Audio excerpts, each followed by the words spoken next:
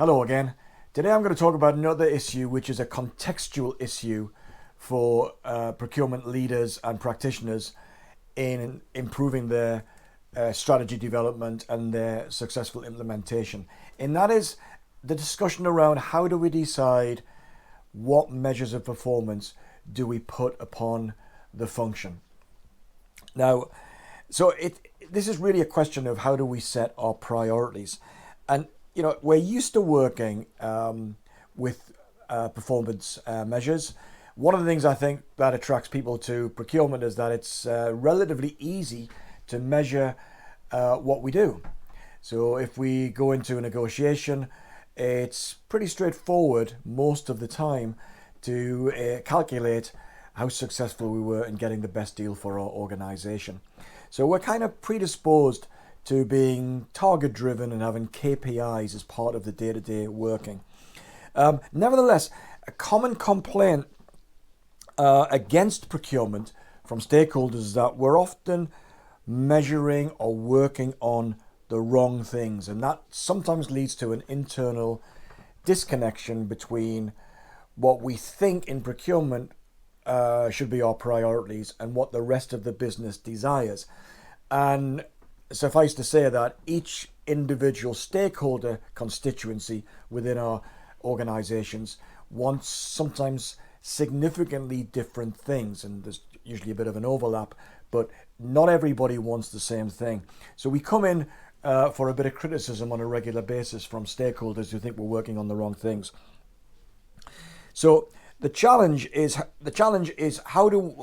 challenges is how do we devise a series of measures that are essential for our governance of how we're operating within the function, how well we're doing within the business, with the needs of the bigger organization, recognizing, as I've just suggested, that we may be working with a stakeholder group who will not get what it necessarily or what it desires, but for the greater good, we will be making priorities or executing priorities elsewhere.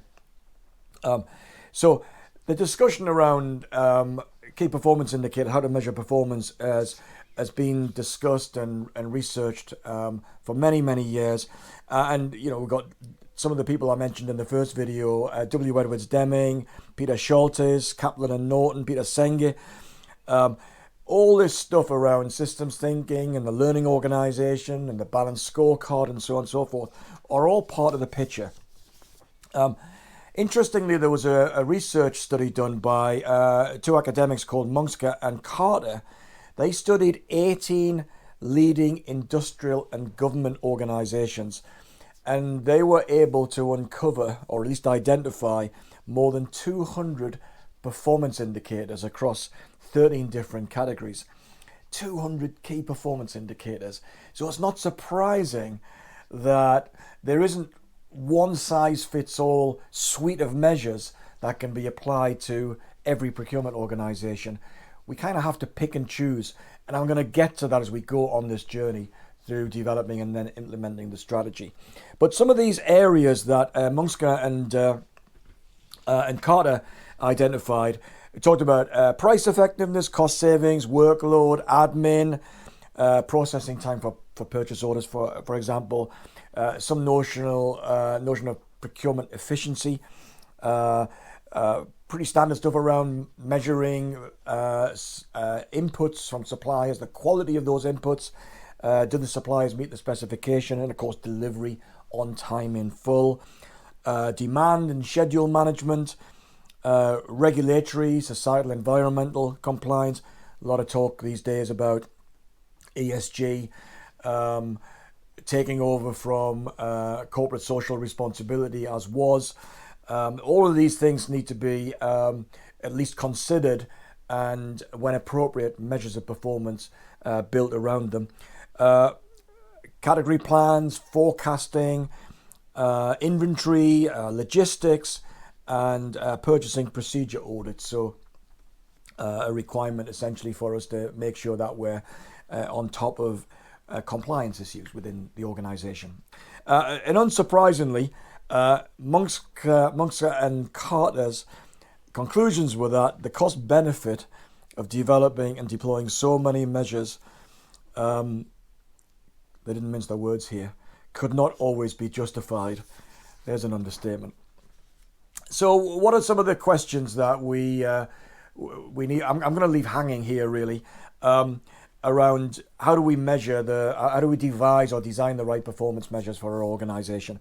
Well, there's the classic quantitative versus qualitative question, which are going to be the most reliable and impactful in our business. And when we get into the strategy, I'm going to be making more specific suggestions around what key performance indicators might be appropriate.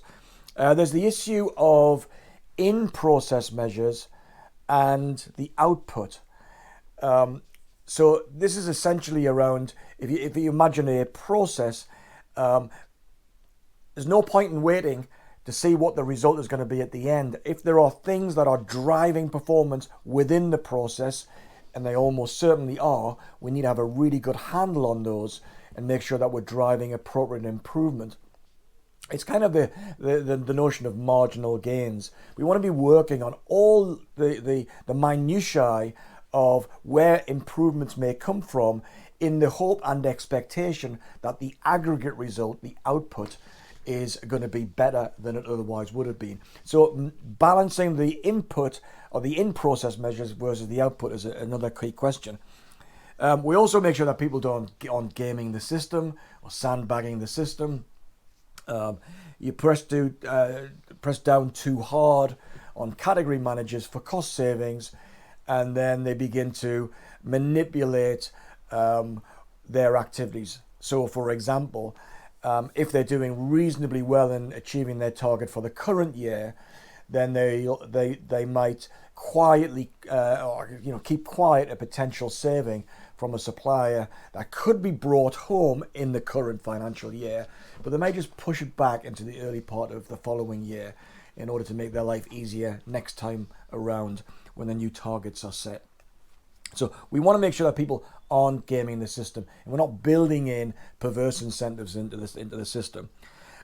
Should organizations and should procurement leaders impose targets top down, as I've just described, or should we create a more of a culture where people are more empowered, they're more in control of their own destiny, and we tap into their intrinsic motivation, their desire to do well for themselves and for their employer? Because most people come to work wanting to do a decent job. If they're going to be there for 8 or 10 hours a day, people don't want to be wasting that part of their life. They want to feel some satisfaction that they're doing some good stuff.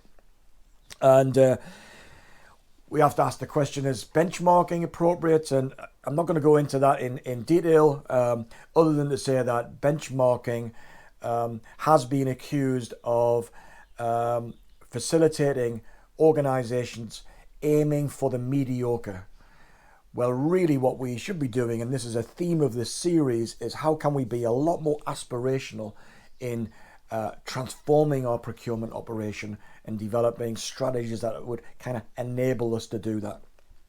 And then finally, how do we measure supplier performance, and do we aggregate all of the individual performance measures on suppliers into a vendor rating system and force rank the best to the worst suppliers?